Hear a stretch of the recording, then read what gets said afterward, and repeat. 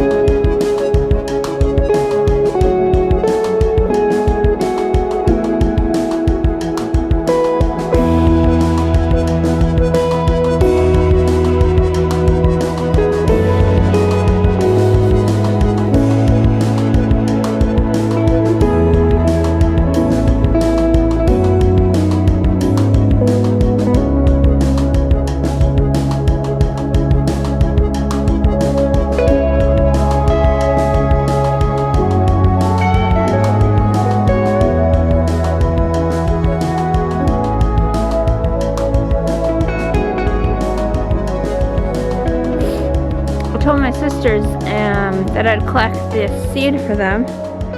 This is Tribolia rudbeckia, and it's a perennial, and you can collect seeds in the winter. It's pretty cool because the weather actually does something to them that makes them want to sprout better when they've gone through some cold spells. So you can see there is just oodles and oodles and oodles of flower heads on this single plant, and I'm going to collect a whole bunch of these. These make beautiful little sprays of little yellow daisy looking like rudbeckia flowers, and this plant grows really tall.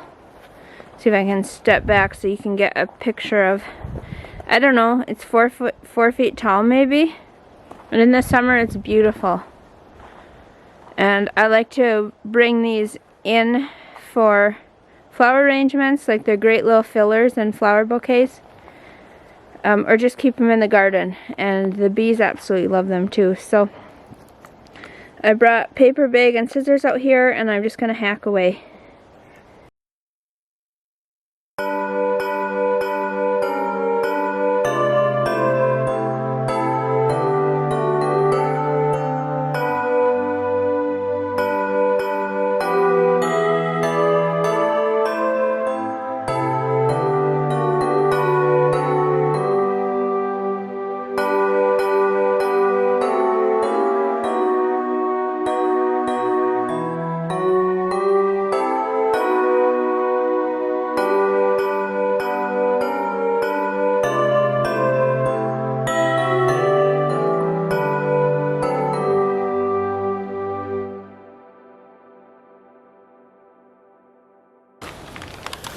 Well, as you see, I could keep going all day, but there's really no point in it. I have hundreds and hundreds and hundreds of seeds just off of those few heads that I clipped, which will be more than enough for my sisters.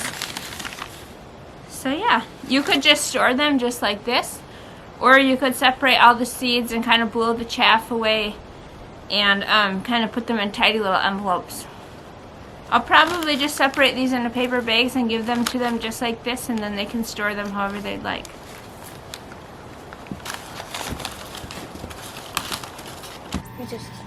Alright, so I'm plying up this yarn. I had a little bit more left of the variegated gray than I did of just the green.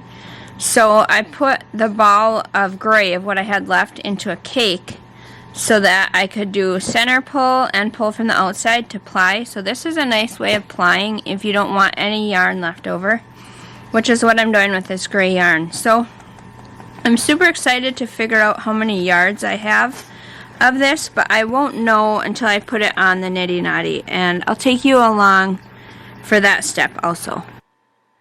This is probably the most satisfying part for me, is winding up the plied yarn onto my Nitty Knotty and beginning to see how the yarn is taking shape. Yarn definitely changes after you wash it. It definitely blooms. It tends to get, in my experience, a lot thicker and a lot fluffier, which is also super exciting just to kind of see what the weight of the yarn comes out to. This is why if you're going to try to spin for a certain weight of yarn, you should probably do up a small sample of it and actually go through the process of what I'm showing you here, which is setting the twist. And when I use my hand spun yarn, especially when it's farm wool, I like to only use hot water. I have used cold water before, but I feel like the hot water takes out any last little bits of lanolin or maybe dirt that might be left that didn't come out when I washed the wool. And I like to use a wool wash also. So I'll take, as hot of water as I can get out of my tap. Once in a while I'll boil water, but I find it to be pretty unnecessary to use that hot of water. And I add a little bit of wool wash. I like the Unicorn Power Wash. And I just, unroll my skein and submerge it in the water. It can be a little tricky getting that wool to sink down because it wants to float, right? And it's really good at repelling water. Sometimes I will put a weight on top of it or something, but usually I find if I have enough water in the bowl, I can get it to submerge. And then also just rolling the wool over a time or two helps it to submerge also.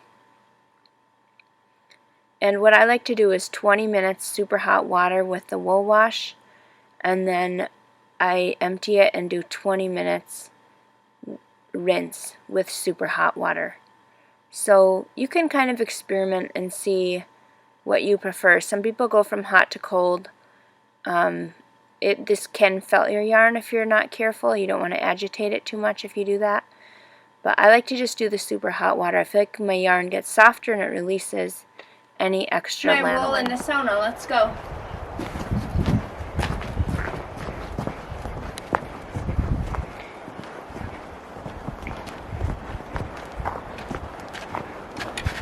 The sauna is the perfect place to put yarn and wool drying in the winter.